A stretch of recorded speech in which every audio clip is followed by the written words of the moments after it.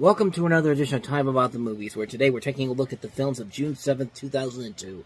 And we only got two movies to look at today, but a couple notable ones. So let's go ahead and start off with the biggest new release of the two, and that is the ensemble dramedy Divine Secrets of the Ya-Ya Sisterhood.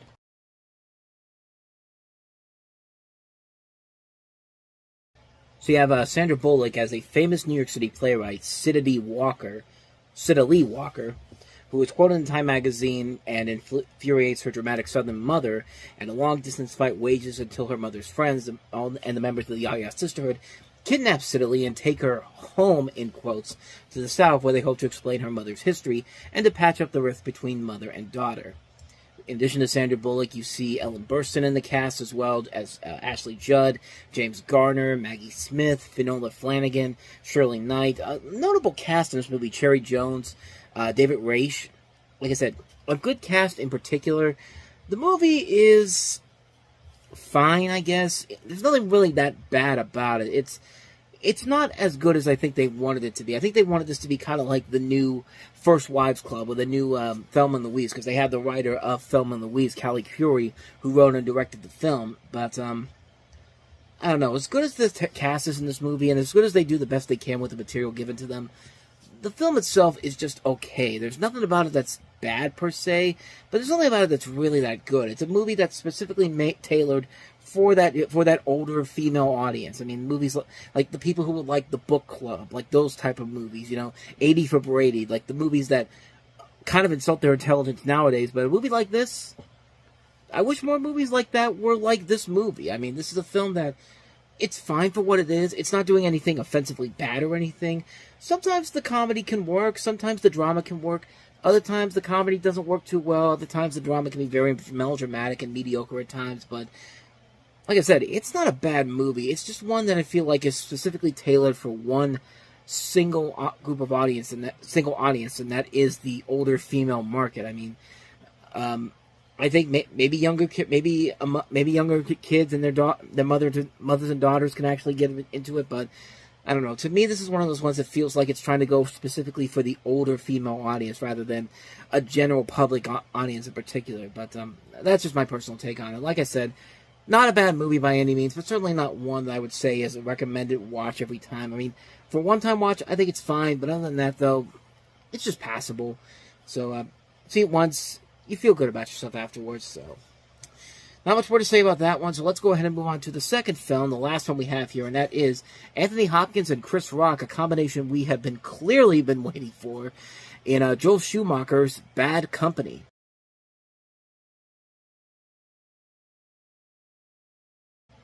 Yeah, you want to know how bad this movie is? The beginning there clearly is not Anthony Hopkins. That's clearly Tom Kane. Now, Tom Kane is the guy that you know is the voice of Professor Utonium. He's done a lot of Star Wars work as well. If you know his voice, then you know clearly that that's him in the beginning of this commercial, and not Anthony Hopkins. Like, they couldn't get Anthony Hopkins to come back for this, so they had to get some ADR from somebody. So they said, "Hey, Tom, Anthony Hopkins wouldn't come back. Can you do your best Anthony Hopkins impersonation? When do I come in?" It's just like, that's the first thing I thought of when I saw this trailer again. It's just like, that's not Anthony Hopkins. But there's a lot of things about this movie we need to delve into here. We'll start with the plot. It's basically an Ivy League educated CIA agent is killed during an operation, so the secret agent recruits his twin brother, played by Chris Rock. And like I said, it's the combination we've all been waiting for: Hannibal Lecter and Chris Rock. Sure, there's going to be a blockbuster there, and maybe it would be if it had a better script. But here's the funny thing I found out about this. This was actually based off of a script for a canceled sequel to Blue Streak, the Martin Lawrence movie. So it would have been Martin Lawrence and Anthony Hopkins working together, which, I don't know, the more I think about it, probably would have worked. But this one is also notoriously known for being the film that's famously connected to the September 11th attacks, because it was the last major production to film inside the World Trade Center. The film's plot was written years before the attacks, including a variety of Serbo-Balkan extremists, including a man from Afghanistan, planning a huge attack in New York City. And of course, this was originally intended for a 2001 release, but got pushed back because, obviously, of the events of September 11th. So they put it into the summer.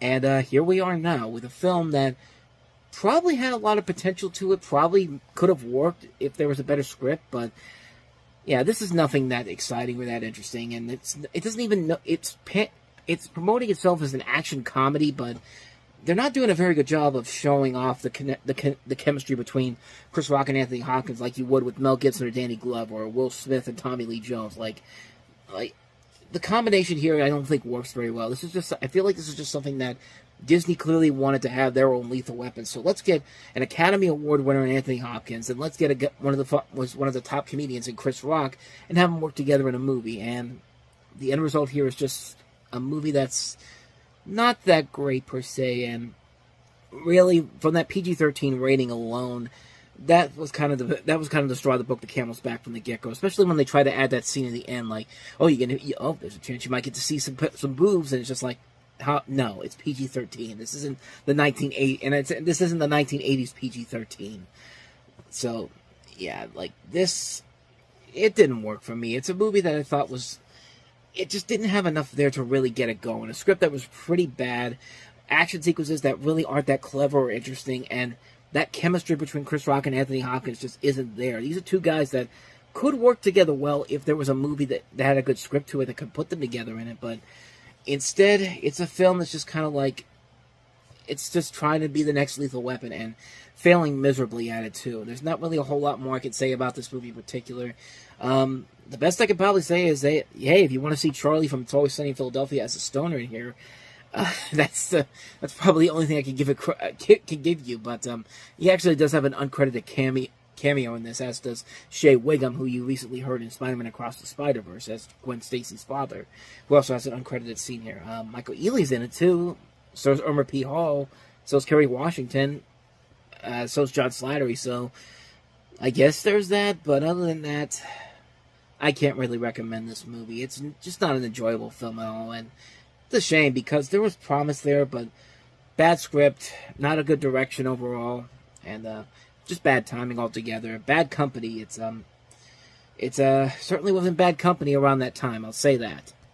And so on that note, we wrap up another edition of Time About the Movies, and when we meet next time, we'll take a look at 3 more movies, including Raja Gosnell's Scooby-Doo, which certainly has its own interesting history behind it. We'll delve into that. We'll also delve into the first movie with Jason Bourne in it, Matt Damon in The Bourne Identity. We'll take a look at that. We'll also take a look at Nicolas Cage and John Woo's Wind Talkers.